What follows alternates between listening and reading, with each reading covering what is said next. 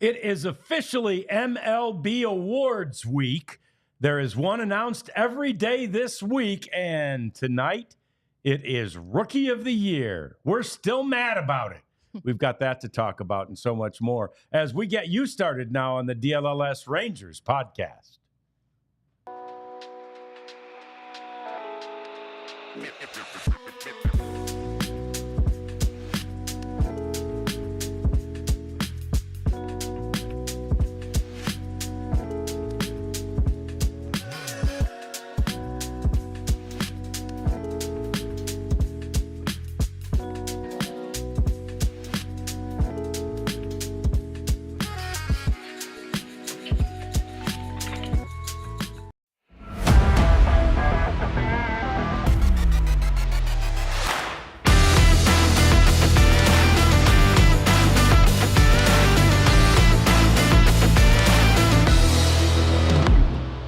Texas Rangers were a part of the Surprise Saguaros as they were trying to three-peat as Fall League champions.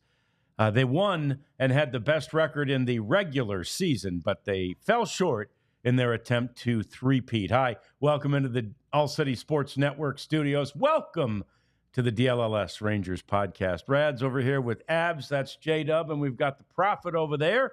And we've got you covered for the next hour. We appreciate you hanging out with us. We're already seeing some chats over on the chat side of our screen. We want you to like us and subscribe to us, too.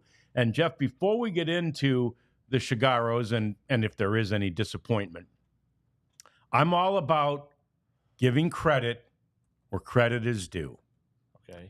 And out of all the people, we did one of those, what do we call them, shorts, reels, VODs, I don't know what they are, where social Candace, medias. What are they called? Social medias. Social media little clips. Candace came to us last week. I think it was Thursday or Friday, and she said, Tyson or Paul? And everybody in the building said Tyson, except Abby, who said nothing. Someone needs to take me to Vegas. Who said nothing but wrote Jake Paul on a whiteboard. So, Thank props. I will give credit where credit is due. I'm not a betting woman, but yeah, if I was, maybe you should be. I'd be rolling pretty. Yeah, that was ugly. That really, I mean, forget the Netflix feed, which was as ugly as it could be. Right. The fight too. The last 4 rounds, Tyson didn't even try. So anyway, that's probably a discussion for a different show. This is a baseball show, by God. And there was a championship game this weekend, Jeff. There was the Salt River Rafters against our Surprise Saguaros there in Arizona Fall League Championship, and the surprise team is the Rangers team. They had 8 prospects on there, and they were going for a three-peat, and they got beat. But 3-2, good game. 3 Rangers pitched in the game. Josh Stephen, who had been the best starter in the Fall League. He gave up 3 runs in 4 innings. And then Skylar Hales, the 4th rounder in 2023, he pitched a scoreless inning. And then Mark Church with 2 scoreless innings. And so that's good. Yeah, and further adding to your thoughts and your prediction that Mark Church will be on the opening day roster. Yeah, the stuff's just really good. It's a fastball that has unique characteristics and is hard, and a really, really good slider. And, you just need the 2 pitches. He's flirted with a split finger, too, and all that stuff. But this is a guy who is going to pitch in the big leagues from opening day this year or next season. And then he could be a closer down the road. He really could be. He's a good kid. Right demeanor, stuff kind of rolls off his back. So I'm looking forward to seeing him next season. Yeah, he had a good outing, like Jeff mentioned. Retired all 6 batters that he faced, 3 from a strikeout, and of his 23 pitches, he recorded 9 swings and misses. Mm-hmm. So a lot came on that fastball. His fastball sits 96 to 97, upper 80s for the slider. So yeah, and look, if you're missing bats, that's a good thing. And obviously it gets more and more difficult to do that the higher you get. But we've seen his stuff, and it plays at the higher level as well. And it's interesting, these fall league teams. If you're not completely up to speed, they are a compilation of players from various teams. So on the surprise team, you've got the Royals, you've got the Rangers, you've got the Guardians. I believe the Astros. The Astros, that's right. Yeah, that's right. So and I guess I don't know if he was the best player. One of the better players though in the league was the Royals' first round pick last year, Jack Caglione, I believe is how it's said. He was a two-way player at Florida. I mean, he's Wyatt Langford's buddy, Yeah. And he swings and misses a lot. That was kind of the knock on him in the draft. But like he could pitch too. He throws like 100. So it's but he was the big name, I guess, on that roster. And the Guardians had Chase DeLauder, who's one of their better prospects, and he made his debut this year.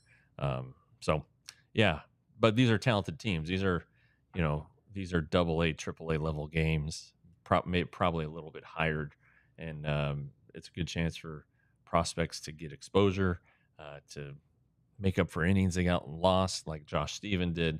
So, it'll be interesting to see if everything comes for that, because the Rangers have some Rule 5 eligible guys who are on that roster who played really well, led by Max Acosta. Mm-hmm. Yeah, and so now you go back to your original team and whatever training regimen you have with them. But what is interesting is that these guys who will become rivals of each other, especially the guys who are on the Rangers and the guys who are on the Astros, right?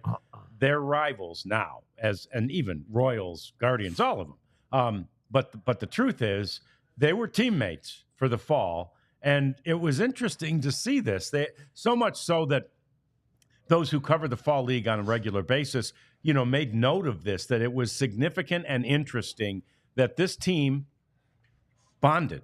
Yeah. Like they don't always necessarily do, because they're coming from different camps. So they had one of these celebrations.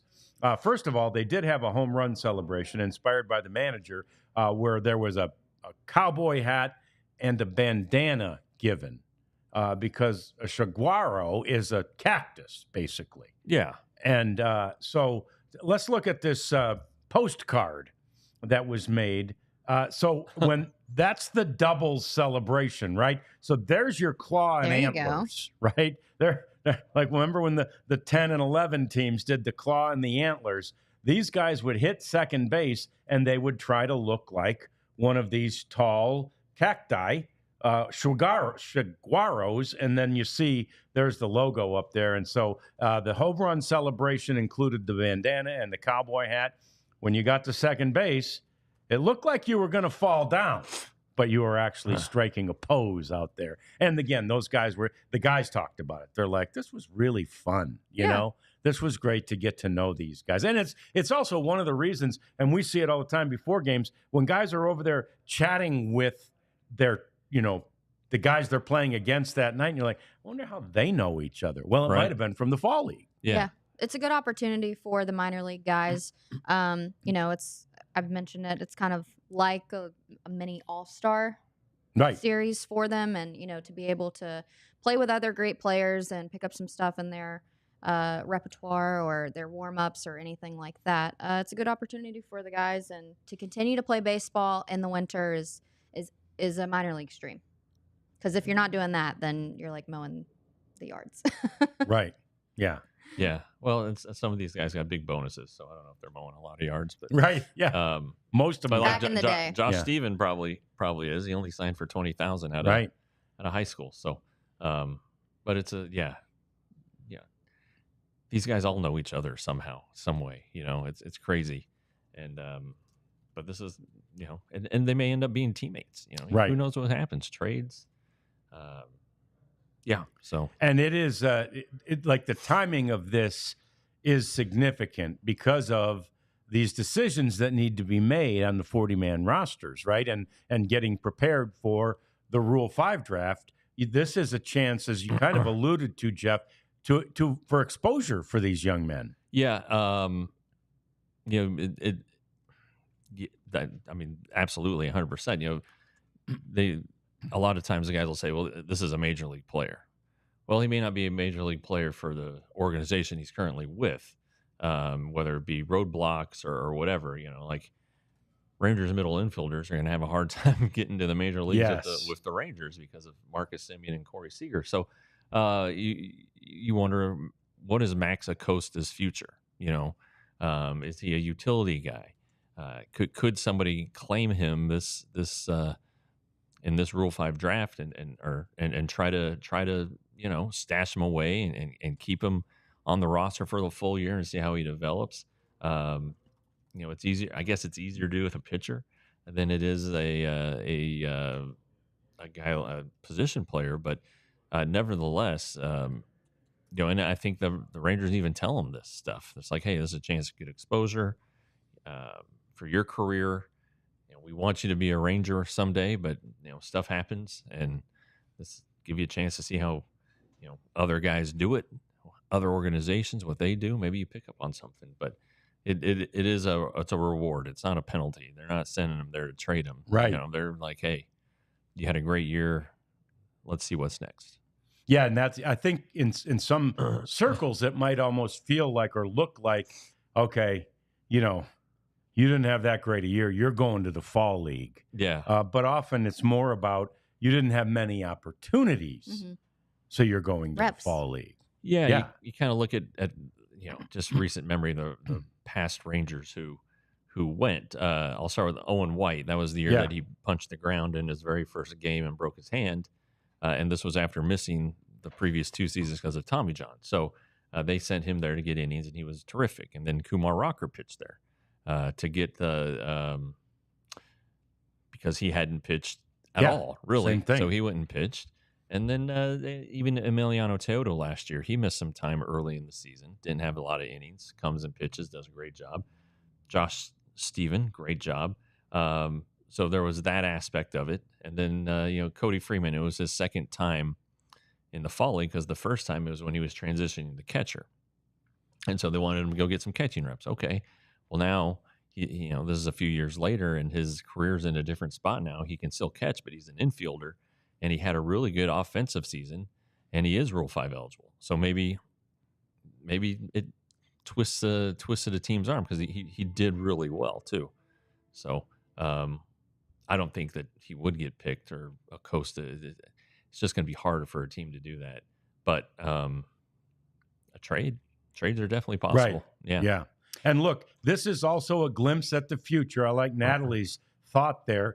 Will the outfield of the future be Dreiling, who was the player we featured on that opening graphic, along with Langford and Carter? You know, not in any specific spots, but that's the reality. These are, you know, some of the really good prospects in this organization. Yeah, and to answer her question, I don't know, because you know, is Sebastian Walcott going to change positions? And right. If he does, is he going to become a right fielder? So that's, you know, because really his arrival should coincide with the Rangers having to make a decision on Garcia. So yeah, you don't know, but they like Dreiling a lot. Obviously, he was their second round pick, and he won a national title there with Tennessee, and he's got some power and all that stuff. And then Evan Carter, I don't know. You know, let's see how the back is. Yeah, I mean, that's a dicey one. Yeah, that's a tough injury. But they seem to think he's going to be okay. And then, you know, we talked about Wyatt on the show Friday. It's interesting, you know, but you never know, like, what free agent may come up. You're like, God, we love this guy. We want him on our team, and we'll figure out the rest. Yeah. So, like, if Juan Soto were to decide, hey, I want to play for the Rangers for $15 million a year, or whatever it would take. I think the Rangers would gladly make some adjustments, and you think probably part with Dylan Dreiling. Yeah. A note on Max Acosta, like Jeff mentioned, pretty good legs on him. If you guys remember Bubba. Yeah. Need for Speed Bubba.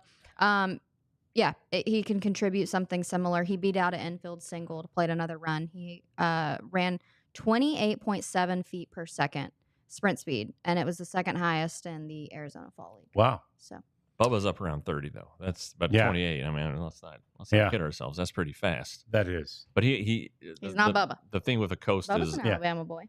Yeah. Oh, is he? Yeah. Mobile. Yeah. Yeah. The power kind of showed up a little bit for Acosta. He doesn't hit a ton of homers, but he hit the ball a lot harder this year than he had in the past. Yeah. So look, that's it. That's the Arizona Fall League talk. We won't talk about it again till next fall when the leaves start falling again. What we will talk about though is the rookies and the slight of our own Wyatt Langford, the aforementioned Langford, slighted in the American League balloting. We'll talk about that. We'll talk about the guys who are going to make it and some former Rangers who did win the Rookie of the Year. It's all coming up on the DLLS Rangers podcast. I don't know about you, but I got rain today, and it reminds me every time about what a pain it is with mud and floors, and particularly floors that are old and need replacing or need help. And this is where Empire Today comes in. You know, I'm the mop guy. I was a busboy in high school, so I learned how to mop like you can't believe. So at our house, I'm the mop guy, and I go mop the floor. Barely looks any better than it looked before mopping. You know what that means? New floors? Time for new floors. Yeah, you got to get new floors if that's the case. Yeah, so we will be we'll be investigating all of that with Empire Today. They're the best, the first, the baddest. They are the original, the originator, and you can get $350 off your new floors at empiretoday.com/DLLS. That $350 would buy you a lot of HelloFresh meals. Oh, it would. And our friends at HelloFresh, you know, they're here. It's really handy, really convenient, really good. With the holidays coming up, you don't want to maybe overindulge at the holidays, or you're going to. HelloFresh will have a healthy option for you that's easy to cook at a time when the kitchen's a busy place. I did bring a prop today for HelloFresh. Nice. Yeah. This is what you get when you get the box and the recipe. They give you the recipe card, step-by-step instructions. Hard to see, but which one is that? Nevertheless, this is the sweet chili, turkey, and green bean bowls. Wow. Yeah, really, really good. Yeah. So anyway, HelloFresh has got a deal for you. Get 10 free meals at HelloFresh.com/Free Rangers. Applied across 7 boxes. New subscribers only. Varies by plan. That's 10 free HelloFresh meals just by going to HelloFresh.com/Free Rangers. Fantastic. I was on the edge last week when Wyatt Langford was not announced as a finalist in the Rookie of the Year balloting. We went over all of that. His WAR is better than I think all 3 of the finalists. His numbers stacked up very favorably when you look at the various sites that say who was robbed or who got left out. Wyatt Langford usually tops that list, but he isn't there. So they're going to name the Rookie of the Year tonight, and we know this: they won't be naming Wyatt Langford. They will not. It's a shame. Crying shame. Well, the balloting will be released, so it'll be interesting to see. Yeah, how many votes he got, what his highest vote was. If ultimately he finishes 4th or 5th. Adolis Garcia, when he was a rookie in 21, he was the Sporting News Rookie of the Year, but he wasn't even a finalist for the AL Rookie of the Year. He had a bad second half and cooled off. Yeah, in the first half, it looked like he was a runaway rookie. Yeah, I think that was the year Ryan Mountcastle won it. But nevertheless, he finished 4th. So you can go and look at the ballot and see, okay, make a list of guys who didn't vote for him. Just kidding. That list. No. We'll be making phone calls tomorrow. That list will be up at bbwa.com a little later today after the award is announced. National League is pretty intriguing. It's a pretty stacked class. It's a huge class.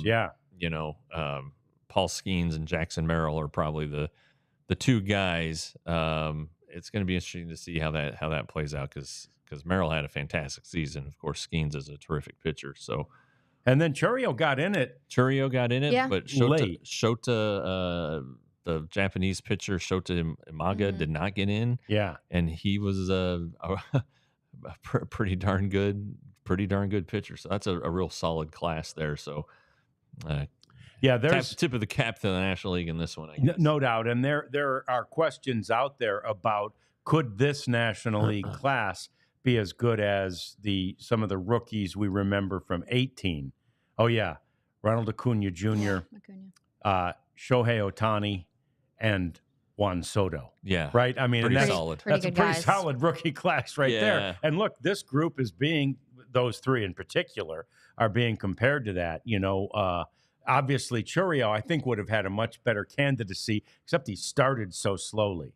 And the veterans in Milwaukee sat him down and said, man, what's up, dude? You got to start playing, I mean, you got to do better. Relax. Mm-hmm. Just relax. You're trying too hard. And again, you sign an $82 million contract before you've ever played a major league game. Exactly. It puts pressure on you. It does. And that deal was announced at the winter meetings. He was at the winter meetings in Nashville. And, it's one of those deals that a team like Milwaukee has to sign to get out ahead and take a chance that this guy's going to be really good. And he was really, really good. Yeah. He is really, really good. Yeah. But he, a season's ebbs and flows, and maybe the slow start is what cost Wyatt Langford a spot. Yes, true. But you try to judge him over 162. But this says that Colton Cowser didn't hit a home run over his first 77 plate appearances during his first 26 games. So if you're going to use that logic with Wyatt, then you kind of got to use it here. The only thing is Cowser was a Gold Glove finalist in left field. So, And Cowser, that I mean, adds to that's it, really too. only a month.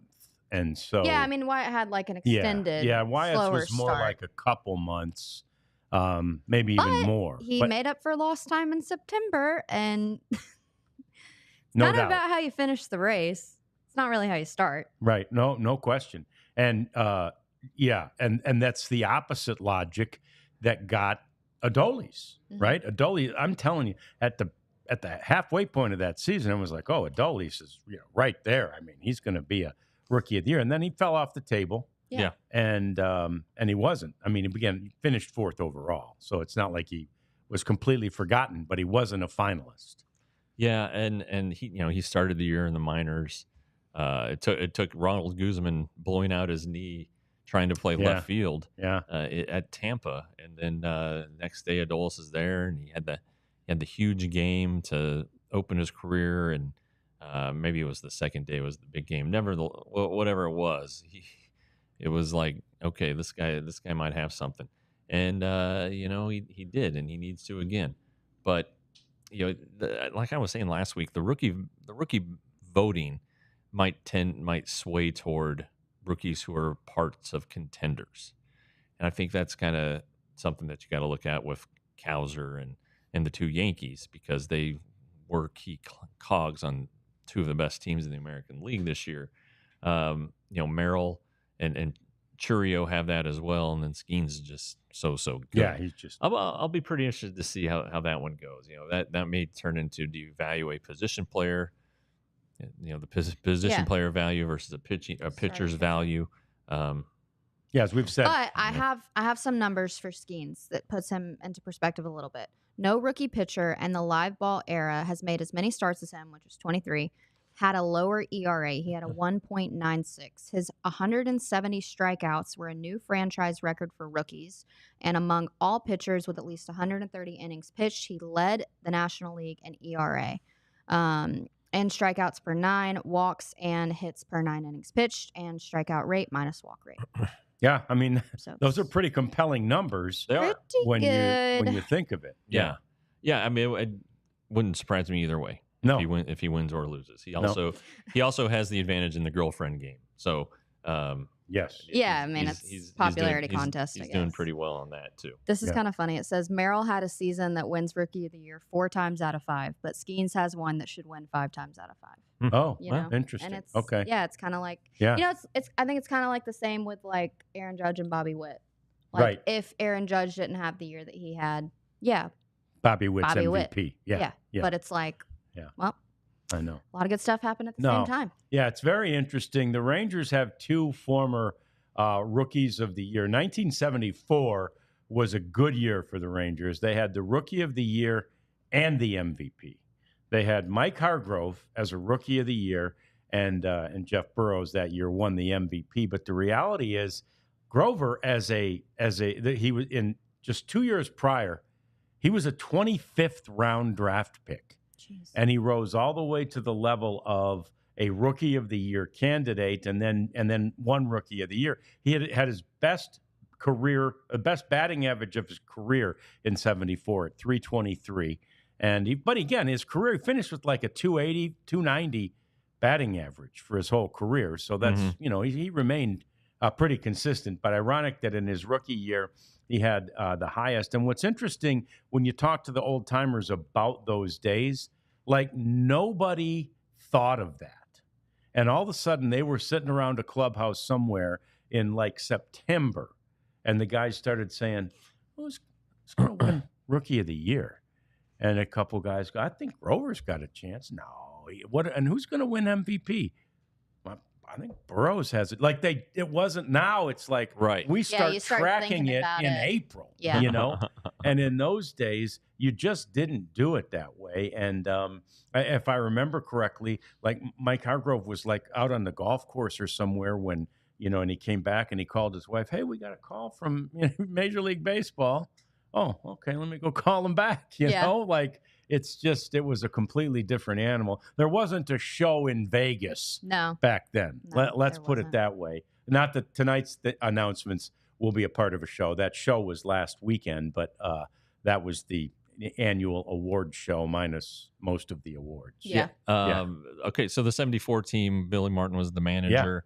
Jim Sundberg was a rookie that year. Yep. That was Fergie Jenkins, big year where he lost out to Catfish Hunter for the Cy Young. Yep. Even a lot of people didn't like that. But if you look at the AL MVP voting from that year, it's very heavy AL West. All right, Jeff Burrows, Joe Rudy, Sal Bando, Reggie Jackson, Fergie Jenkins, and Catfish Hunter. Wow! So it's a bunch of A's and Rangers. 6. Yeah.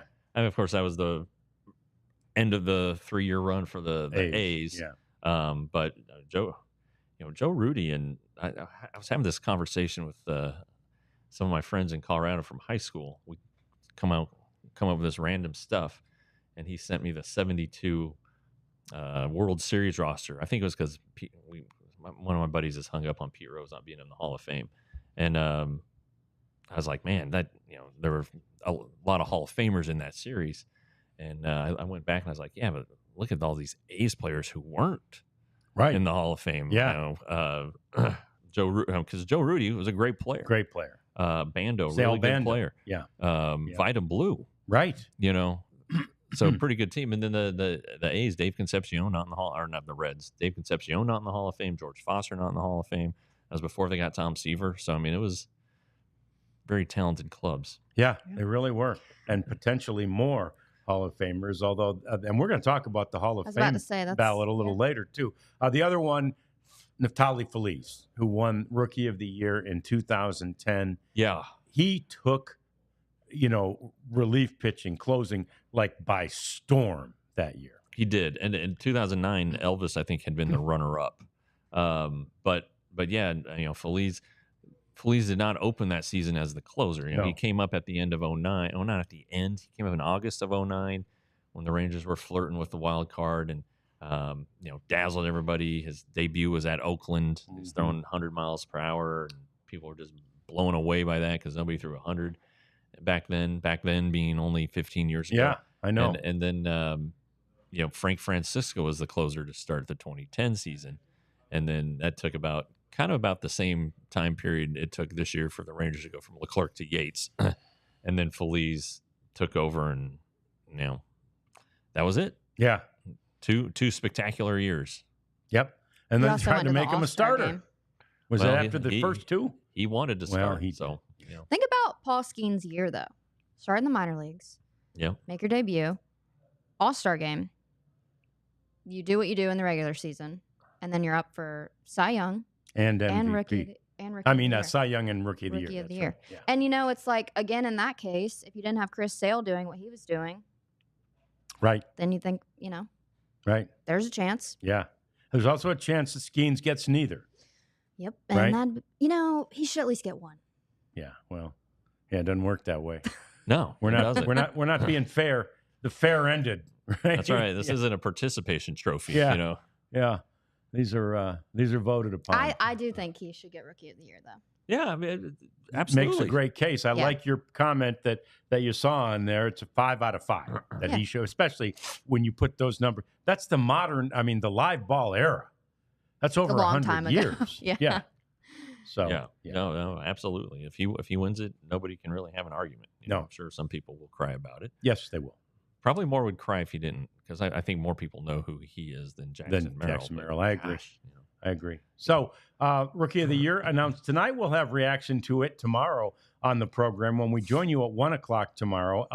Coming up next, as we continue to talk through this, it's our now batting segment, and we're going through the batting order as long as somebody doesn't have a birthday, like Wyatt Langford did on Friday.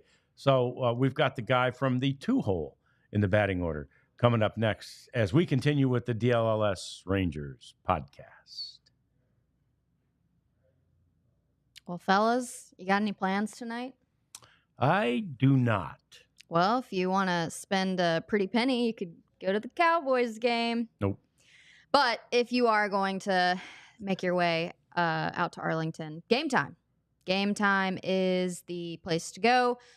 Game Time has tickets. You can take a look at your seat before you go and before you buy the tickets so that you know that you're getting a good deal. Saw a friend was selling tickets for like $500. Really? Yeah. Game Time's going to be way cheaper than that. They have the best prices guaranteed. They have a money-back option as well. If something were to happen to your event, not only events like games, but concerts, art festivals, tons of things as well. So go to Game Time, download the app, use the code DLLS for $20 off your first purchase. And what time is it? Game time. All right, and then take that 20% and open up a Sleeper account. Sleeper, best fantasy league platform out there. They're now getting into the daily picks. So put your ball knowledge to the test by picking whether your favorite or least favorite players will have more or less than a projected stat each day. And I didn't have a good weekend on the old Sleeper. I don't have to go donate blood or anything. I didn't lose a ton of money, but we didn't have a great one. But it's still fun. It makes everything better. It really does. It puts you interest in all kinds of things. You're going to learn something about teams. Maybe follow the Boise State game because I wanted to learn about their running back who's going to maybe win the Heisman Trophy. But anyway, if you think you have what it takes, download the Sleeper app and use the code DLS Rangers. For a limited time, new users can now get their first deposit matched 100% up to $1,500. The largest deposit match ever. Terms and conditions apply. See Sleeper's terms for use. Thank you. He ain't winning the Heisman. No, he's not. But Travis Hunter's winning the Heisman. I mean, it's unbelievable. And coming to the Cowboys. I'm kidding. Well, then that's the rumor that Cowboys are tanking and they're trying to get Travis Hunter, and then they'll also sign Dion once Mike McCarthy's gone. But worse things could happen. Travis Hunter is just amazing. And I know we're off topic and we're getting to Corey Seager in just a minute, but Travis Hunter, again, he plays almost 100 plays a game. More this than guy. 100, Yeah. And he scored a touchdown on a run. He had 55 yards receiving on 5 catches and an interception. Yeah. And in the Texas Tech game, the Tech quarterback drew CU offsides. And so he throws it down the field, free play. Travis Hunter made like this incredible interception that didn't count. But, the guy's just so talented. I don't know. I think he's probably a cornerback at the next level. I wonder. He might want to be a receiver, especially with the money you see them getting. But it's not like cornerbacks don't make good money, right? Too. But this guy, he's elite. And play longer. If he does win the Heisman, it's well deserved. I remember, I don't know. What Desmond Howard won the Heisman. He wasn't really a true two-way player though, because he was he was, and Charles Woodson played a little offense the year he won it primarily as a defender, upsetting Peyton Manning. So I don't. This guy though just really does do it all. Is there any team out there And again, we're only talking of about a few that would have the opportunity. But are any of them brave enough to go all Shohei Ohtani on Travis Hunter and let him play both ways at the next level? Yeah. I mean, the guy's talented, and nobody thought Shohei could do it. Yeah. And heck, nobody thinks Travis Hunter can do it at this level. Right. And he does it every day, every week. Right. Now if anybody knows, it's prime time. I mean, right. But the drawback, I guess, is like, and the same thing with Ohtani. If Travis Hunter gets hurt as he did against Colorado State, and he missed the next game, well, you're missing two players. One guy, two players. Yeah, and like if Ohtani ever pulls a hamstring, his injuries have been pretty catastrophic, actually. The Tommy Johns. But if he ever has a hamstring injury and needs a month off, you're going to miss out on 5 starts and your best hitter. And 120 at bats. Yeah. So yeah. So well, Rookie of the Year is presented tonight. Yeah. But guess who was Rookie of the Year back in his day? I know the answer. Corey Seager. How about that? Corey Seager. Now batting, Mr. First your shortstop, pitch. Corey Seager. What was that? That was pretty good. 2014? Thank you. That was 2016. 2016. He was drafted in 11? He was drafted in 12. All right. I'm all off. Yeah, Anyway, you're close. You're close, though. Yeah. But I like to call him first pitch Corey. Yeah, how about the numbers of home runs he hits on the first pitch? I think it was 13. Was it 13 this year? 13. Tied for the second most in a single season first pitch home run. The highest is Juan Gonzalez in 1996 with 15. So Seager, 13. And Josh Hamilton also had 13 in 2008. Yeah, Josh Hamilton. So he was really good in 08. And then in 09, he got hurt early on, and he went on a rehab assignment. And I went and covered it. And it was in Arizona? Des Moines, Iowa. Oh, okay. They're playing the Cubs. I don't know if it was Oklahoma. I think it was Oklahoma City at the time. Anyway, so I go up there and, I write a story. He had 4 at-bats. He saw 5 pitches. No kidding. Yeah.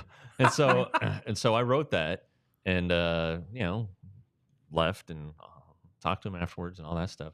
So then he gets called up a couple days later. They made him play another rehab game. And he said, well, they read your story, apparently. I was like, Josh, I think they had some people there who might have been watching the game a little bit closer than me. Yeah. Like all the coaches and probably a scout. But anyway, he thought I was the reason that they kept him on rehab assignment a little longer because he swung at 5. He saw 5 pitches and 4 at bats. Did he have any hits? Or I don't remember. Flyouts. Yeah. Yeah. That's funny. 4 flyouts. Yeah. But with Seager, to put it into perspective, he puts the ball in play on the first pitch 51% of the time, which is the most among major league hitters. Yeah. His chart is disgusting. I mean, it's literally all red, which means the highest percentage wise. But yeah, I mean, hitting the ball 51% of the time. He's slugging .823. He has a batting average of .324 on a fastball first pitch, and then he's hitting .444 on any other pitch. Jeez. So if you're throwing so they Seager, know they know he's going to swing. Yeah. Because if they're throwing him, if they're throwing him other stuff in the first pitch, and he's still going out there and making contact and then hitting .440 against it. Yeah. That's pretty good. But that means that he recognizes pitches. It's amazing. Doesn't get fooled and can make the adjustment in less than a blink of an eye. He sees the spin or sees it coming out of the hand or whatever. That doesn't break down how often that happens in his first at bat, does it? Yeah. Okay. I have it in numbers. What's that? I have it in numbers. What's even crazier is when he's down a count and it's 0-1. If they throw a fastball, batting 1,000. Jeez. Wow. So Corey Seager that gives you aggressiveness no room for error because he sees it once. Is unbelievable. He sees it once and bye-bye. Yeah. And 30 home runs. But again, it's one thing when especially if you get to see, you usually don't anymore, but if you get to see a pitcher 3 times, then it's not as surprising that you recognize the first pitch. But when the first time you see him that game, maybe that season, to recognize the first pitch and hit it 40% of the time. No, it's amazing. I could probably talk to the Rangers hitting coach about this for hours because it's fascinating to me. You know, it's like for numbers to speak so much. I mean, the biggest thing with analytics is like you have to have a large enough sample size to see things. But that's the thing about Corey Seager. He doesn't give you sample size. Yeah. You get a one and done. Yeah. So, yeah, first pitch, monster. Yeah. And okay, so, but nobody really is complaining about it. You know? No. I mean, and again, you could on a different team, like or if he didn't have those results. No, like nobody on the team is complaining about it. And if he didn't have those results, you might hear complaints about Corey. Yeah, like let us be see a few more pitches, patient. right? Yeah. We want to see what this guy has. You're not going to complain about it with Corey Seager. Right. You might with almost any other hitter. Certainly you would with a batter, a first batter, right? You do want that. Mm-hmm. But again, the results speak for themselves with Corey Seager. Yeah, but this isn't something you like teach, Right. This is like a Corey Seager thing. Yeah. And we know that Corey Seager likes to do the Corey Seager way. Like he's got his own method to his madness, but it's like, again, when it's these numbers, you don't say anything. No. you don't question it. You just, all right. Yeah. And that's how you get, in this day and age, $375 million contracts, right? That's how you get them. Yeah. And the amazing thing about him is really there was almost no adjustment period. I think there was more defensively an adjustment period for Corey his first year than offensively. Yeah. I mean, he just came out and he just approached it the same way every time, and it's just always worked. Mm-hmm. Yeah. I'd like to know if Seager has like a phrase for his work ethic or mentality, or I think a lot of athletes are like Mamba mentality, but I'm interested what Seager's is. Well, there is playoff Corey Seager. That was brought up in 23. Marcus Semien brought that up and said, yes, playoff Corey Seager is real, different animal. And that was in the very first series. He wasn't really hitting home runs at that point, and then the Orioles decided to walk him all the time. Yeah, backfired, and then he showed the power finally against the Astros, and then really against the Diamondbacks. But look, the guy's great, and so if we're going to pick out anything that's not good about Corey Seager, his ability to stay on the field has been an issue. Sure. And how do you improve that? I don't know. It seems like leg injuries. He gets hit by pitches a lot, and I think he's broken bones. He had to have Tommy John, right? Didn't he have to have Tommy John? And but yeah, so he gets hit on the hand or whatever. They try to avoid putting him on the injured list at all costs. But when it's a hamstring like it was in 23, you really don't have a choice. So how do you keep him healthy? I mean, Corey Seager's big. First of all, he is really, bigger than you think. He really is. He's always tall, blows my mind. And he has giant calves. Yeah. And so do you move him off of shortstop to save him? Do you eventually move him to first base? I don't know. About. Yep. But the defense was not very good the first year.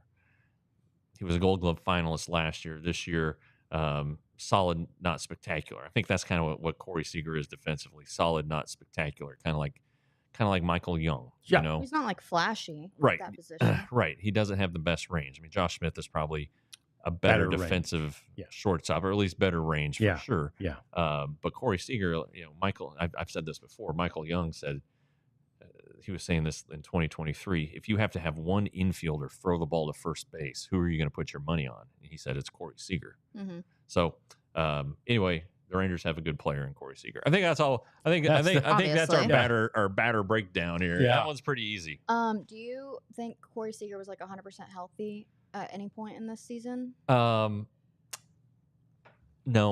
Yeah. He says he got there eventually, but he was playing from behind the whole time. Right. And he had that one deal with the leg where he was running to first base and just walked off the field. Gimped off. Yep. You just have to have a full spring training. Maybe that's maybe that will give him the opportunity to be healthy this year, the chance that he can go through a full off season.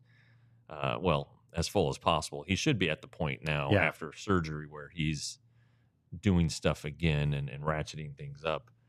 But a full spring training will help him from day one. But it's hard to get your timing against the best pitchers in baseball if you miss spring training. I mean, I think he learned that, and because position pros are like, oh, this is for the pitchers. You need it too. Yeah, they need it too. Need more than 3 games, which is what he had. Let me tell you, the easiest scouting report you could give on Corey Seager is against a righty that's going to throw a fastball. This is a simple way to put it.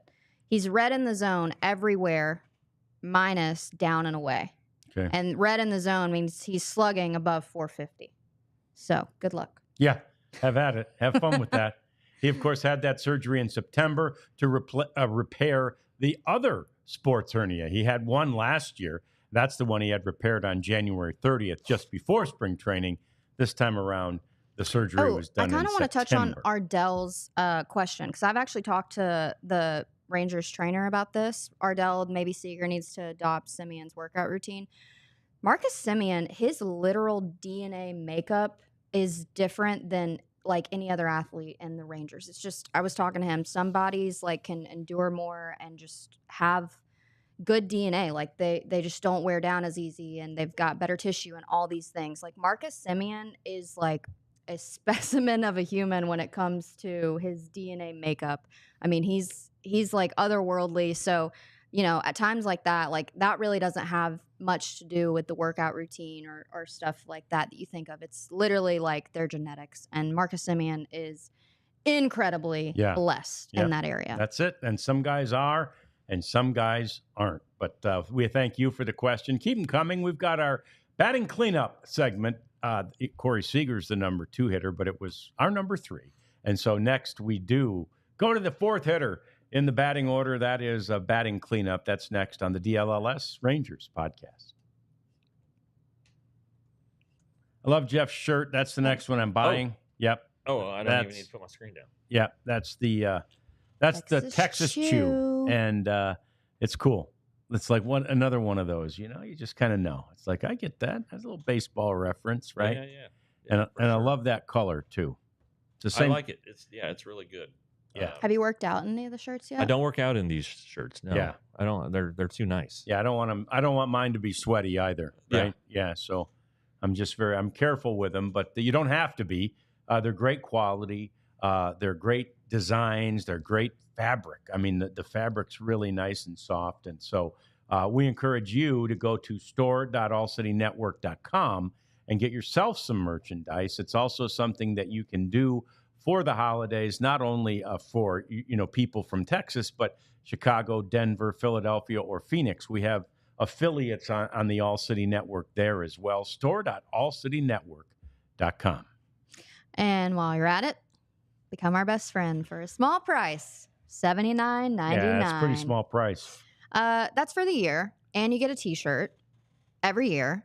You get 20% off of merch, and you get 20% off events. If you think about it, we're going to try to go to spring training, and a trip to Arizona is not cheap, but if you're a diehard and you get 20% off, that bumps makes it the a price lot down cheaper. a little bit better. Yeah. Chicago went to like London. Yeah. I think I'd want a 20% discount on that. So that's one reason. Another reason is great exclusive content. Jeff writes articles almost daily and puts some behind the paywall. So that way, when the Rangers do something, of note, breaking news, it's not really breaking news because he kind of, suggested it, maybe had an inside scoop. So become a diehard today, $79.99. Yeah, I'm going to have some stories coming up this week. Look at internal closer candidates. Okay. Nice. And then I'll probably, that one's written. I just haven't published it yet. And then tonight I will write a story and post in the morning breaking down the Rule 5 candidates. And, nice. I think they're only going to protect 3. Oh, really? Yeah. So, right now they've got 3 available spots on the 40-man, right? I don't really think it has anything to do with that. I think it's just they're just going to try That's three. just- yeah. So Yeah. Okay. anyway, the first two are pretty obvious. The second one will be, or the third will be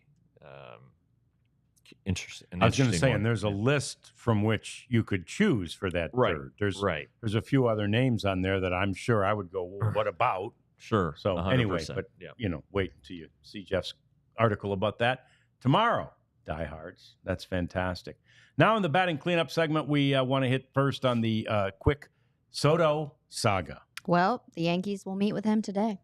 today, Just and got that'll that be in. the fourth team, right? He's met with the Blue Jays, the Mets, Red and Sox. the Red Sox. It was reported that the Mets did propose an offer, Oh, $660 million. okay. People are thinking that's 14 years. Quick math. How much is that a year? 66 to 14. Geez, a lot. Okay. Yeah. It's not quite 50 because Yeah, 50 would maybe be like 70. 47-ish. That's pretty big number. But yeah, Soto saga continues. Yankees meeting today. Interested to see. I don't know. I feel like he's going to play the market pretty well. Yeah, but it seems like he also wants to make a decision. Like he's not just sitting back and chilling somewhere. He wants to figure Yeah, it this seems like out he's now. pushing the envelope a Yeah, little. and maybe he wants to, get the first stab at these guys' money. Maybe I'm sure they haven't told him what his budget is, but if they say, and maybe in his mind he's like, whatever they have, I want it. So I'm gonna go get mine first, and then they can figure it out from there. But that's good that he's doing it early, not holding up the market. That's try to meet with a couple teams here this week, maybe do it on Thanksgiving week. I don't know. And then, do it before the winter meeting so we don't have to cover that when we're there. Be nice. The Yeah. Yankees earned the highest revenue in MLB this season, $679 million. Yeah, they always do. So Yeah. Yeah. That local TV contract they get from the Yes Yes. Network is just unbelievable. So really not that surprising. And of course, there's lots of revenue streams there at Yankee Stadium, many of which include those empty seats that you always see behind. They're all paid for. Yeah. Right. They're all Exactly. paid. There might not be butts in them, but they're all paid for. I did see that the Red Sox had like a 3-hour proposal.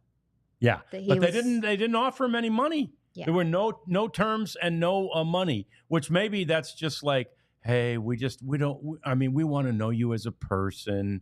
This isn't financial for us. This is more, fine. It's an approach. It's financial for him. Yeah, sure is. $47 million a year financial. MLB Network has compared him to Manny Ramirez during his free agency season. It feels to me too like he cares.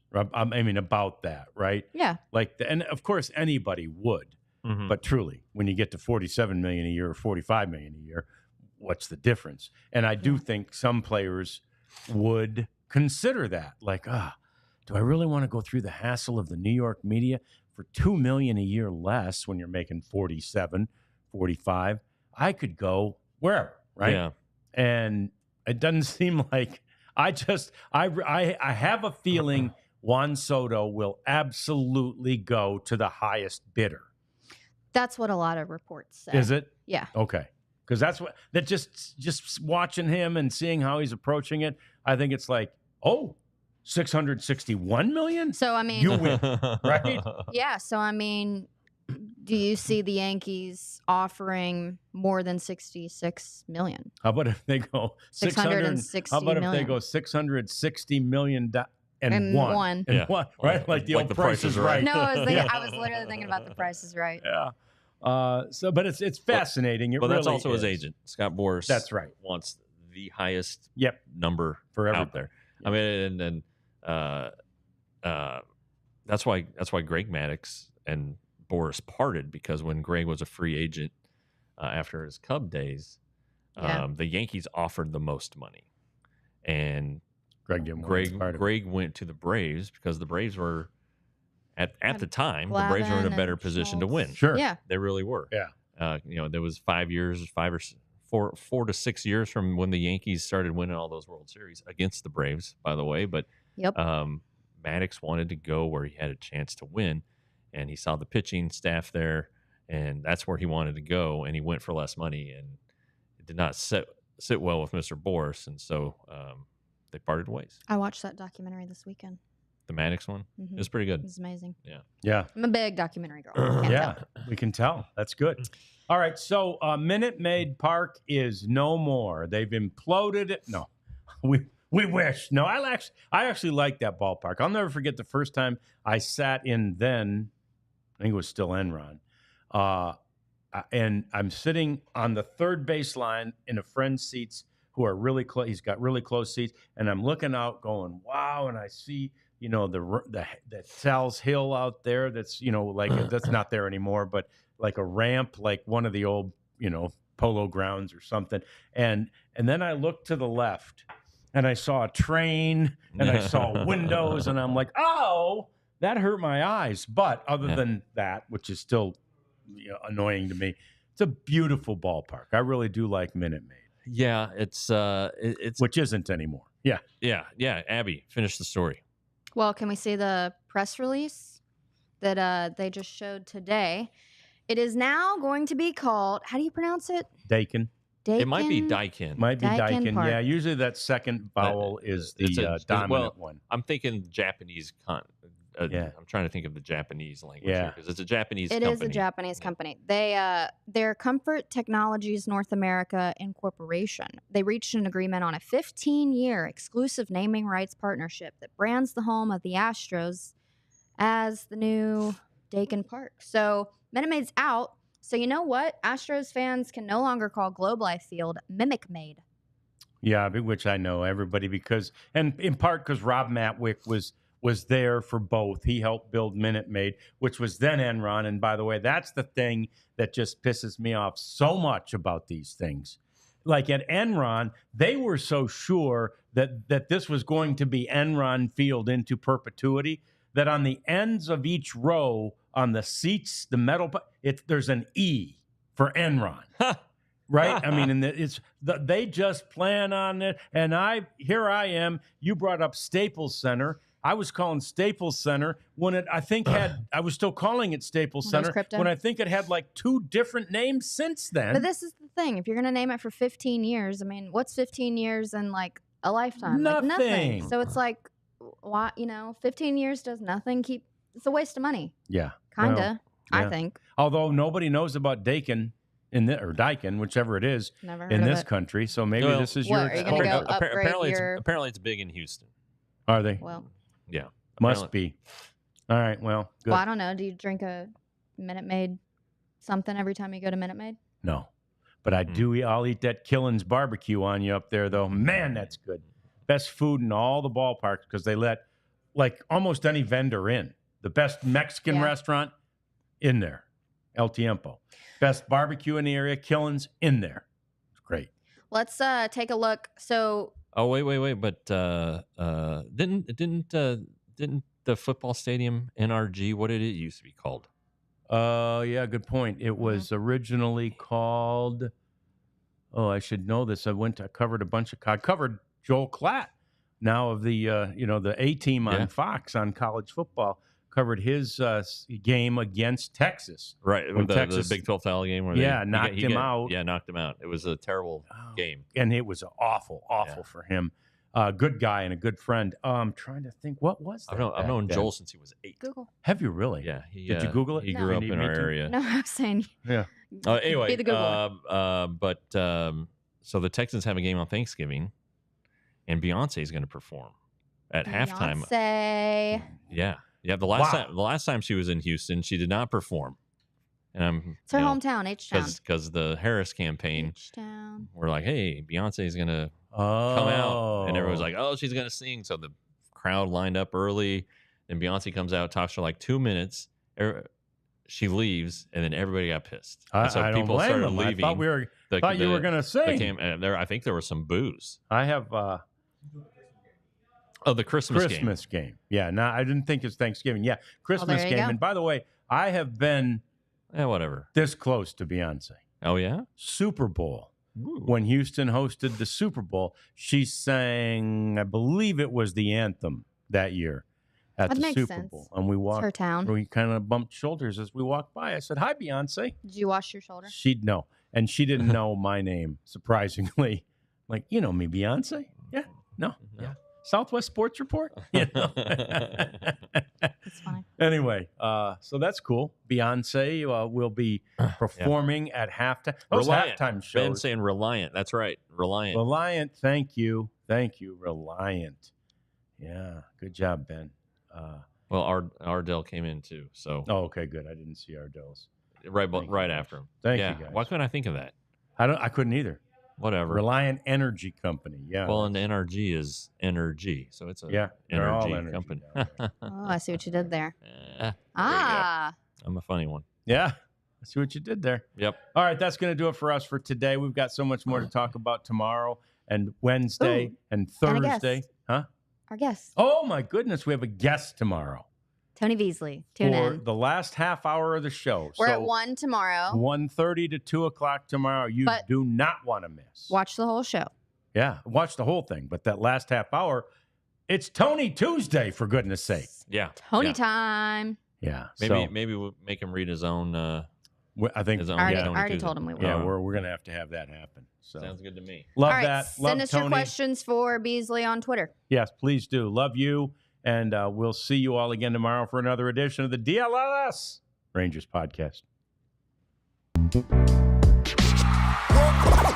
all silly like the mayor.